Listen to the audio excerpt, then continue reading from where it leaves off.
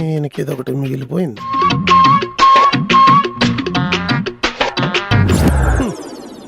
Filter మారుద్దాం. ఈయనకి మాయ గారు ఆ ఫోన్ ని స్క్రోల్ చేసే బదులు ఆ వేళ్లతో జపమాల స్క్రోల్ చేసి ఉంటే ఈ పాటగా దేవుడు ప్రత్యక్షమై 2 వరాలన్నా ఇచ్చేవాడు. స్ట్రెస్ అల్లుడు, రీల్స్ చేస్తే స్ట్రెస్ తగ్గుద్దని. అమ్మ జీవితం. రూల్ చేయాల్సిన వాళ్ళు రీల్ చేస్తున్నారు, కాపురం చేయాల్సిన వాళ్ళు కారు దుడుతున్నాను. నువ్వు కూడా జాయిన్ అవ్వలుడు, కాంబోలో చేసి కొలాబ్ చేద్దాం. నేను మా ఆవిడతో ఛాలెంజ్ చేశానని మీరు రిలాక్స్ అయిపోతున్నారా? అల్లుడు పోయినా కొడుకు పోయినా నువ్వే కదా అల్లుడు, నువ్వే చూసుకుంటావులే. స్టాండ్ ఇచ్చి కొట్టారంటే బుర్రకున్న బ్యాండ్ ఊడిపోద్దు. ఇంకోసారి డైలాగ్ కొట్టారంటే పాలిటిక్స్ లో ఓడిపోయినా పర్లేదు కానీ పెళ్ళం దగ్గర ఓడిపోతే ఎంత సెండాలంగా ఉంటుందో తెలుసా? కంచంలో ఆహారం ఉండదు, మంచంలో సంసారం ఉండదు.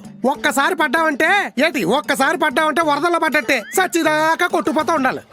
ఏ తొచ్చినాడు వరదల్లో ఏటి హిందూ మహాసముద్రంలో పడినా ఒట్టుకొచ్చేస్తాడు. ఇప్పుడే వస్తాను. ఎక్కడికి? మందు తెచ్చుకోవడానికి. ఎందుకు? ఎప్పటిదాకా వాళ్ళ కోసం వేసాను, ఒక్క క్వార్టర్ మీకోసం వేస్తాను. వద్దు. ఏ రసింహారెడ్డి సినిమాలో బాలకృష్ణ రౌడీని ఎత్తి గిరగరా తిప్పుతాడు చూడండి, అట్టా తిప్పి మీ ఊళ్ళోకి ఇసిరేస్తాను.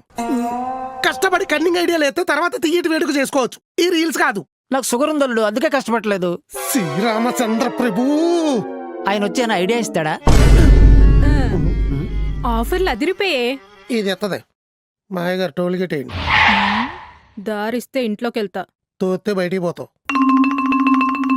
ఏదో కొండ మీద దాడి చేసావు, సంచులు దండిగా ఉన్నాయి. మనకో 10,000 దొరికే బా.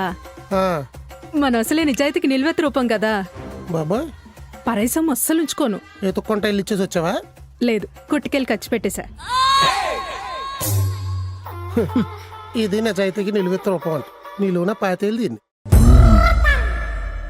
అయినా 10,000 పడేసుకున్న పనికి మళ్ళీ వాడే ఉన్నాడు సంచిలోనా?